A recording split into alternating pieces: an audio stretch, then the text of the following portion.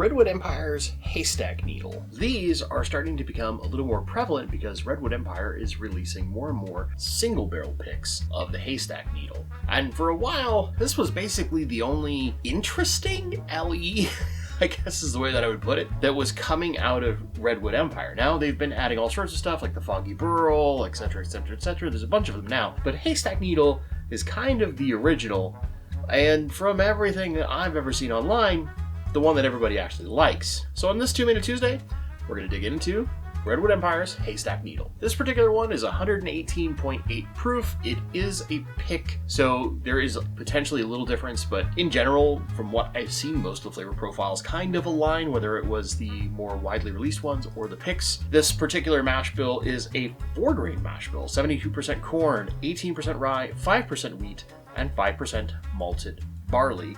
And it's 8 years and 2 months old. It's at char level 3 on the barrels of New American Oak. And this is purely their distillate. It's all distilled in Northern California. It is all grained glass. This is basically the epitome of what, for now, Redwood Empire is capable of producing.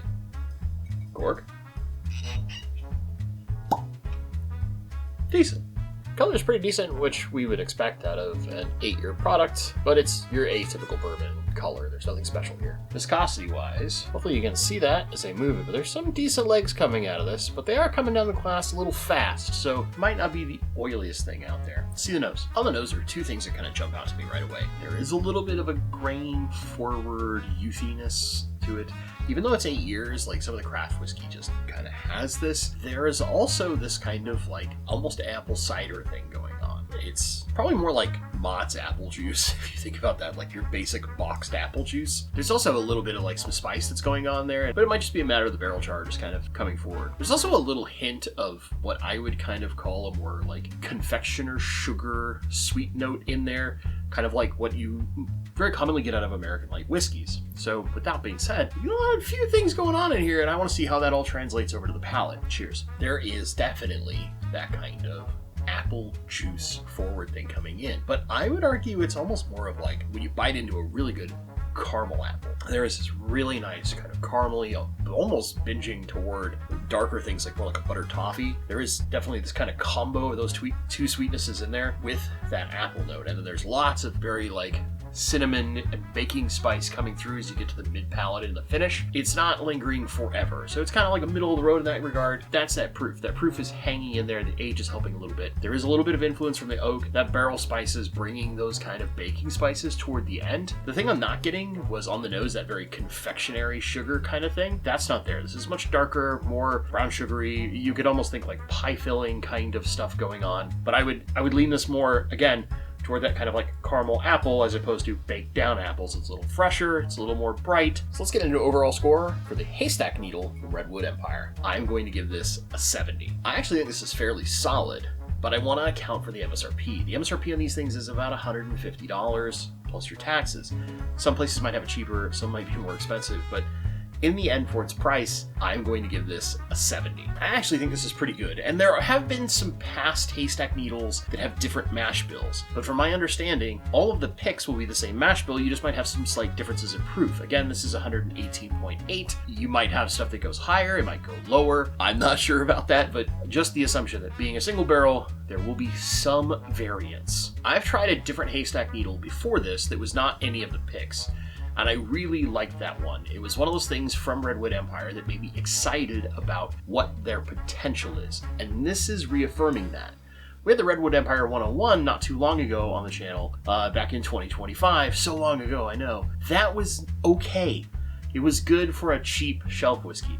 This is pretty good whiskey. Now granted, it's a little expensive. You're kind of paying the craft tax here. Something like this at an 8-year probably should only cost you maybe $100, not $150.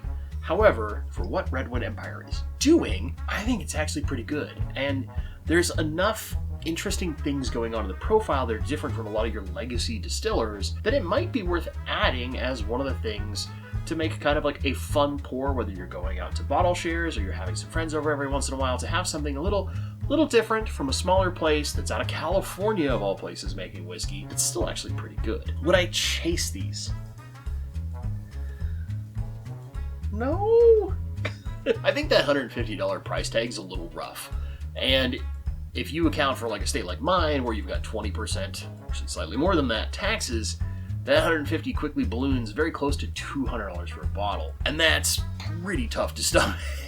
I'm just gonna be honest here. If you liked a lot of what Redwood Empire was doing and you want to keep seeing some interesting stuff out of them and you want to try what is probably the highest end product they're releasing, these are pretty great. And if you can find a pick from a palate that you trust, maybe you've got a local store that does a lot of picks, or maybe there's a store that's not horribly far away, maybe they're an online retailer, there are several online retailers that do a lot of great picks, you might consider trying to find one of these if they're available. That's it.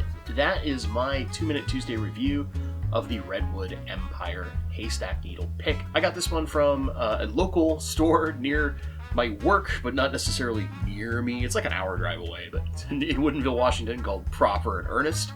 The manager there is fantastic. I've known him for a few years now. His palate and mine are like pretty aligned. You know, in general, if he suggests something or he did the pick, I'm probably going to enjoy it or at least want to try it. I went out on a limb a little bit because their sample bottle was completely out of this one, but I just had faith and I actually really like it. I think it's quite tasty.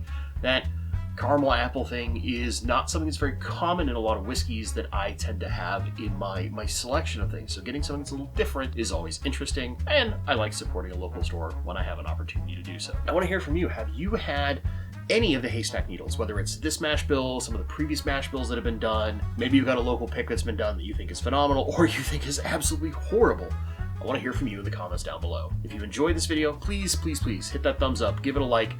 And if you're not subscribed, please consider subscribing. It seems like nowadays a number of our whiskey friends are quitting YouTube, but I'm still here because I apparently enjoy punishment. And if you would reward me with a little subscribe, when we hit 1,000 subscribers, I'm going to give away an E.H. Taylor single barrel and an E.H. Taylor small batch and a few other things, some sample packs, stuff like that. So those 3 things, like, comment, subscribe, those are the 3 things that are completely free. They really help small channels like mine keep doing what we're doing. They help us grow. They tell the almighty YouTube algorithm, hey, I like what this person is doing, and maybe someone else might too.